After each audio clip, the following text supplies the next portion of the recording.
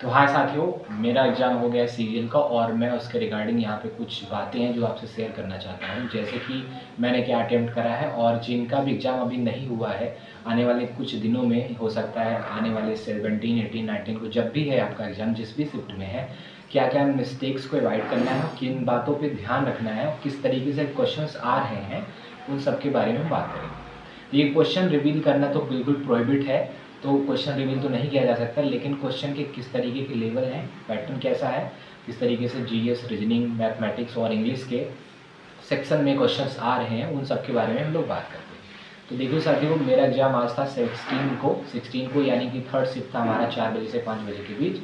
तो मैंने एग्ज़ाम अपना दे दिया है। पेपर जिस तरीके से आपने देखा होगा सिलेक्शन पोस्ट में काफ़ी अच्छे लेवल के क्वेश्चन आ रहे थे, फिर वो चाहे मैथमेटिक्स की हो, रीजनिंग की हो, क्योंकि अनएक्सपेक्टेड थे। अभी तक ऐसा कोई भी क्वेश्चन नहीं पूछा गया था। जैसे मॉन्टी हॉल हमने देखा था, जैसे आउटपुट इनपुट देखा था, तो बहुत सारे क्वेश्चंस पूछे गए थे। स्टेटमेंट बेस्ड रीजनिंग में पूछे गए थे, वो सब सिलेक्शन पोस्ट के थे। लेकिन अभी सीजीएल में क्या वैसे क्वेश्चन आ रहे हैं, वैसे क्वेश्चन नहीं आ रहे हैं। तब कैसे क्वेश्चन आ रहे हैं? क्वेश्चन ऐसे आ रहे हैं भाई साहब, जैसे आप मतलब अगर मैं बात करूँ रीजनिंग की और मैथमेटिक्स की और इंग्लिश की और आपकी जीएस सेक्शन की, तो कैसे कैसे क्वेश्चन आ रहे हैं, उनकी लेवल के बारे में बात करते हैं।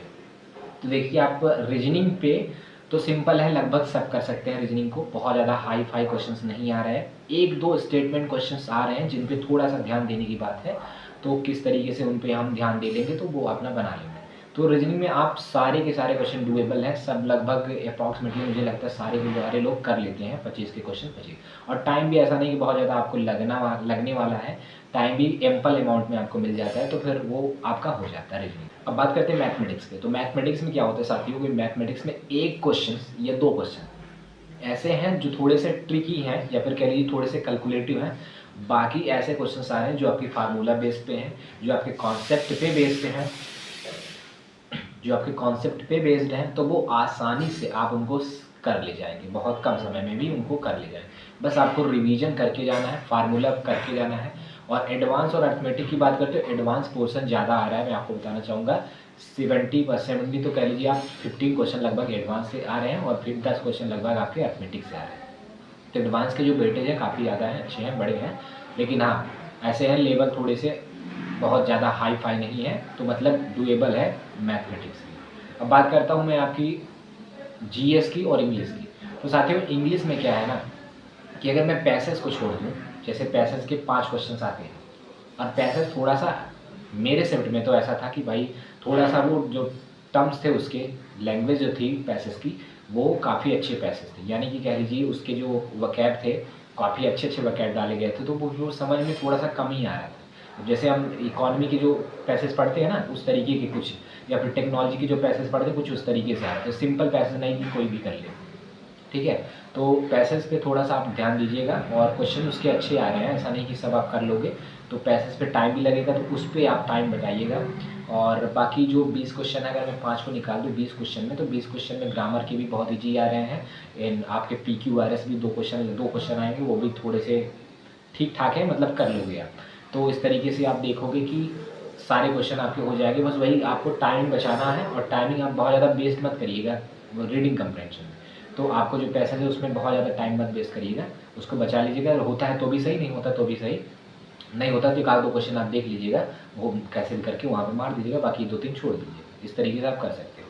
तो बहुत ज़्यादा हाई फाई इंग्लिश का भी नहीं है। अब बात करते हैं जीएस की। हाँ, जीएस तो भाई है, ठीक ठाक है जीएस क्वेश्चन। अब ऐसा नहीं कि वैसे बहुत हाई फाई है, बिल्कुल जीएस में हाई फाई है। मैं ऐसा इसलिए कह रहा हूँ क्योंकि मेरा खुद का अटेम्प्ट जो है वो 13 तो 14 क्वेश्चन हो पाया है। अब ऐसा नहीं है जैसे परमार सर से सब लोग पढ़ रखे हैं तो वो कहते हैं कि भाई निट्टो लगाव हो जाएगा। हाँ, मैं मानता हूँ निट्टो लगाव हो जाएगा, लेकिन निट्टो लगाने के लिए आपके पास काफ़ी टाइम भी होना चाहिए। तो अगर आप करीब आप 8 मिनट 7 मिनट में जाते हो करने, तो निट्टो उसमें नहीं लग पाएगा। और निट्टो लगाओगे तो 10 ही क्वेश्चन पर लगा पाओगे, बाकी 15 क्वेश्चन आपके छूट जाएंगे। तो ये बात मानिए आप। तो निट्टो लगाने के लिए आपको 15 या फिर 12 मिनट होने चाहिए। तो इस तरीके से आप देख पाओ। अगर भाई साहब निट्टो आप लगाते हो तो आपको टाइम बचा के रखना है, और नहीं लगाते तो कोई बात नहीं है। बाकी तो आप स्टेटमेंट बेस्ड क्वेश्चन आ रहे हैं, काफ़ी अच्छे क्वेश्चन आ रहे हैं, काफ़ी ऐसे आर्टिकल्स के क्वेश्चन पूछे गए जो कि अनएक्सपेक्टेड थे, पहले कभी किसी भी एग्जाम में वो शायद रिपीट नहीं हुए। लेकिन हाँ, तो आप अगर देखोगे तो उसमें भी अमेंडमेंट करके पूछा गया, फिर उसके आर्टिकल पूछे गए, किस अमेंडमेंट के थ्रू जोड़ा गया, तो स्टेटमेंट बना दिए गए। इस तरीके से आप देखेंगे बहुत सारे क्वेश्चन ऐसे पूछे गए। तो क्वेश्चन कौन सा था ये तो बता नहीं सकते भाई साहब। करंट अफेयर्स की रही बात, तो करंट अफेयर्स से लगभग ना के बराबर आ रही है, या फिर 1-2 के बराबर क्वेश्चन देखने को मिले हैं। मेरे टर्म में तो शायद 1-2 क्वेश्चन आए थे, बाकी मुझे बहुत ज़्यादा ध्यान नहीं है उसका।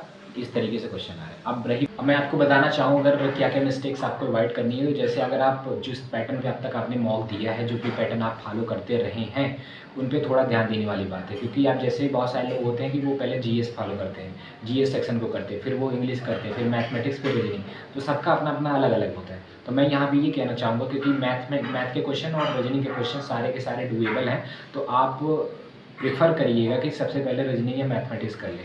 अगर आपकी प्रैक्टिस नहीं है तो आप मॉक अभी भी, अगर आपके पास एग्जाम देने में टाइम है तो आप मॉक जो आते हैं, जो भी मॉक, उनमें जा करके आप प्रैक्टिस कर लीजिए। फिर भी आप नहीं करना चाहते तो कोई बात नहीं है, लेकिन आप थोड़ा सा टाइम का ख्याल रखिएगा, क्योंकि अगर आप मैथ के क्वेश्चन और रीजनिंग के क्वेश्चन टाइम की वजह से छोड़ते हैं तो फिर आपके लिए दिक्कत होगी। क्योंकि वैसे क्वेश्चन बहुत हार्ड नहीं आ रहे तो आप बना लीजिएगा, तो टाइम की वजह से मत छोड़िएगा, ये चीज़ें आप ध्यान रखिएगा।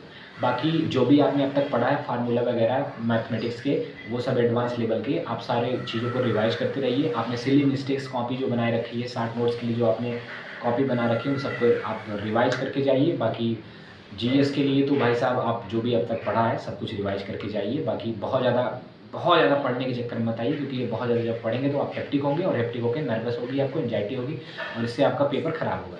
तो काम रहिए, एकदम चिल मारिए, मूवी देख के जाइए या फिर गाना गाते हुए जाइए, जैसे भी जाइए, लेकिन बहुत ज़्यादा काम रहने की ज़रूरत है। ऐसा है वो मत बनाइए कि भाई साहब नहीं ये है वो है ये है, ऐसा कुछ नहीं है। आराम से जाएंगे तो अच्छा पेपर होगा, और बहुत ज़्यादा हेक्टिक के साथ जाएंगे तो ख़राब हो जाएगा पेपर। इस तरीके से है। रीजनिंग में कुछ पढ़ने की जरूरत नहीं है, इंग्लिश के जो भी आप तक आपने पढ़ा है उन सबको रिवाइज करिए।